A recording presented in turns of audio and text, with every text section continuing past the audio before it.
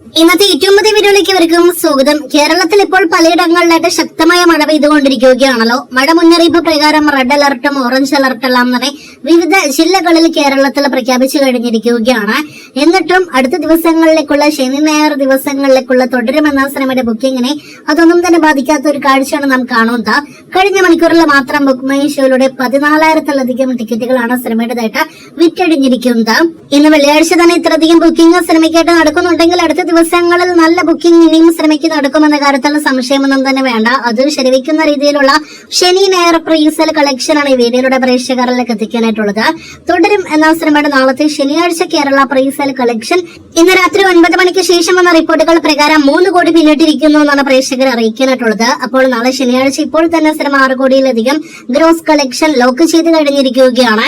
ഇനി ഞായറാഴ്ച പ്രീസെല്ലിലേക്ക് വരികയാണെങ്കിൽ ആ പ്രീസെൽ കണക്കുകൾ ഇന്ന് രാത്രിയിൽ അപ്ഡേറ്റ് ആക്കപ്പെട്ടിരിക്കുന്നത്. ഇന്ന് ഉച്ചയ്ക്ക് 2 മണിക്ക് ശേഷമാണ് അപ്ഡേറ്റ് ആക്കപ്പെട്ടിരിക്കുന്നത്. അത് പ്രകാരം 2,50,00,000 മുകളിലേക്ക് ഞായറാഴ്ച പ്രീസെൽ ഇപ്പോൾ തന്നെ പിന്നിട്ടിരിക്കുകയാണ്. അപ്പോൾ അടുത്ത 2 ദിവസങ്ങളിൽ ലാലേട്ടൻ സിനിമ തുടരും വമ്പൻ കളക്ഷൻ നേടിയെടുക്കാനായിട്ട് കേരളത്തിൽ റെഡിയായിരിക്കുന്നു. കാത്തിരിക്കൂ കൂടുതൽ തുടരും വാർത്തകൾക്ക്.